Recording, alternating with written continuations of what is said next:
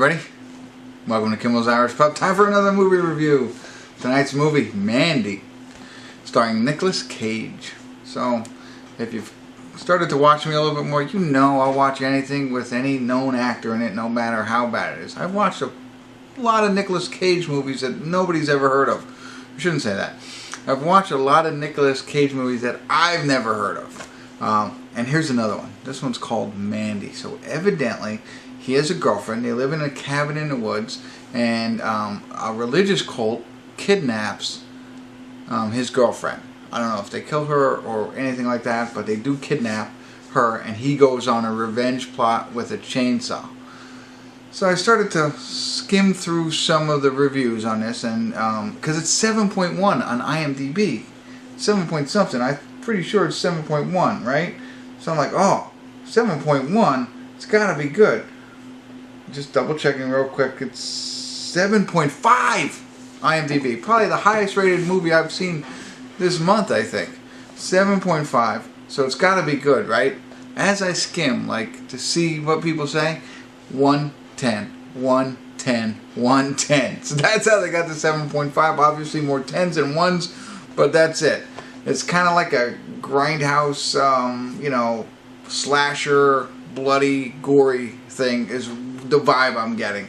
But I haven't seen any of it yet. 2 hours and 1 minute.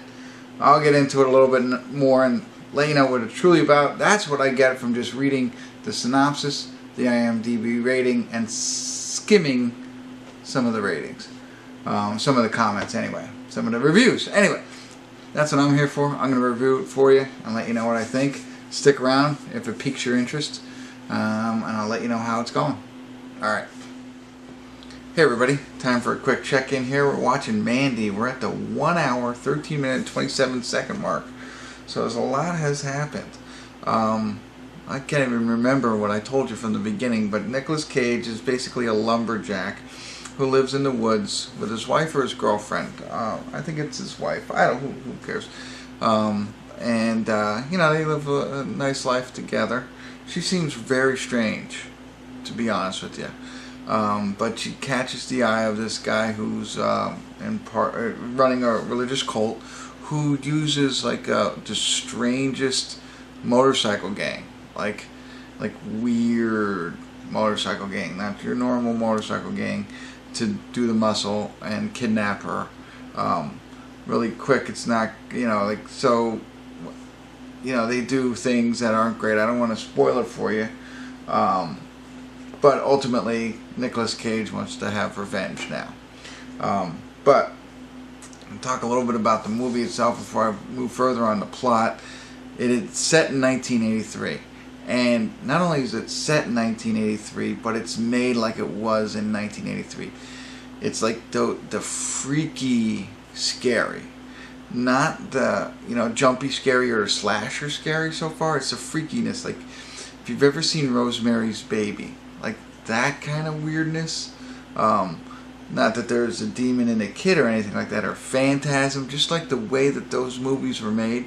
Again, no spear, but you know what I mean, that grittiness, just weird, like, you know, the actors themselves are just weird looking, you know.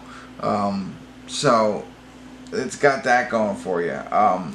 They do a couple of chapter titles as well. They pop them up. I don't know if they're chapter titles, but they're like 83, like font kind of thing, and it says this is, you know, talk about what's going on at that point. So they did that twice so far. And then, like, when they take Nicolas Cage's significant other, they give her like LSD in the eye, and then they sting her with something so that she's all trippy. And there's this whole scene about being trippy and stuff like that. It's really, really weird, but different. You know what I mean? Like, I remember these types of movies. The way that it's done is like it was back in the 80s. Like this kind of scary film, instead of the stuff that they make now with the CGI or the slasher, like the Scream kind of stuff. This is completely different. It's just strange scary. You know, so finding it interesting. Another real interesting point was, you know, so whatever they do to his girlfriend, they tie him up, right? And then they stab him, and then they leave. And you know, obviously he survives because, you know, it's a revenge movie and he's got to come out and you know, go after them here. But the thing is like, you know, so he's traumatized. Obviously he's hung for a long period of time, stabbed, whatever, and he finally gets himself free. And I found it interesting that, okay, so he gets free, gets back into his house, and he falls asleep. Like, that's realistic. In other movies, you would think that, like, people would just snap and then go do on their revenge. No, he falls asleep.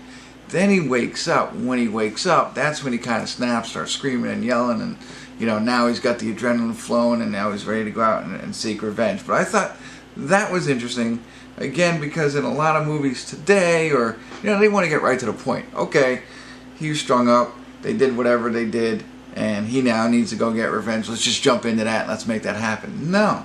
You know what I mean? Like, he's exhausted, he's beat up, you know, stabbed. He's going to fall asleep. You know what I mean? Like, he's going to pass out. That's realistic. But then when he wakes up, boom, he's at it. So, we're at that point, he's starting the revenge trail, looking for things that he can use in order to go after them, being told the urban legends about this, whatever their names are, this religious sect, and how they have this motorcycle gang who is not right in the head, and they're like really weird looking and stuff like that. Anyway, it's interesting. Definitely something completely different, and I don't think a lot of people are used to this type of film, so I could definitely see all the ones, but I could see the people who watched this types of movie back in the day and can see the tens. I'm rambling on because there's a lot to tell, so let me get back into it a little bit more. Probably won't see you into the credits because we're over the halfway mark, but hang in there. Let me take some more of your time up today and tell you what I think at the end. So stick around. Hey everybody, we're at the credits of Mandy. It's rolling. You can't even hear any music. There's no music or anything like that. I don't know what else there is left to say about this movie. It stayed true to what I had told you about in the last check-in. I mean, I thought it was one of the things that I really liked. They stuck to the theme of, you know, 80s scary movie, horror movie, thriller movie. They really didn't deviate from that, and like, you know, some movies might start out that way, but then they bring in some of the updated type technology. No, this was all, like, it was really stayed true to the 80s types of film, which I thought was very interesting. Something I haven't seen in a while, at least in this type of flick. It got gorier, you know, nothing like guts, but more blood gory, you know what I mean, when somebody splattered, more splatter effect than it is the visual effect, I guess it is. I don't know, just making that up, but you know what I mean. I mean, that's really, which was what it was like in the 80s. And then a lot trippier.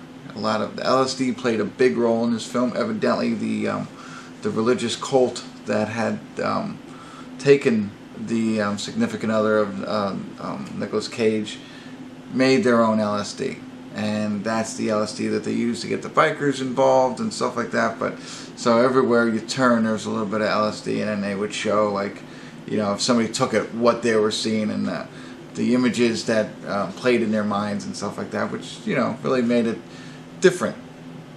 So overall, I'm gonna give it a 6. I mean, it's definitely not an 8, but it's a good strong 6 if this is the type of movie you like. If you grew up watching these types of movies, you know, again, like 80s horror, I would say.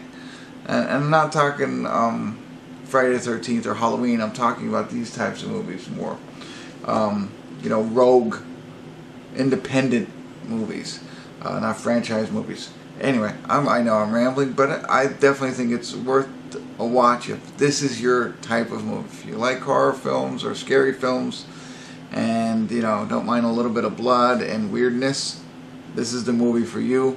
If you grew up watching these types of things back in the 80s, I think you'll really enjoy it because it's pretty true to how they made movies back then. Like, I think my dad might like it. He might. But anyway, that's enough of me. I think I've given you enough information, or you don't need any more. I think you got a good idea of what's there. If you do end up watching it, love to hear from you. Love to hear your comments. If I scared you away, I wouldn't mind hearing from you at all. You know. But thanks for tuning in. Kimmel's Irish Pub.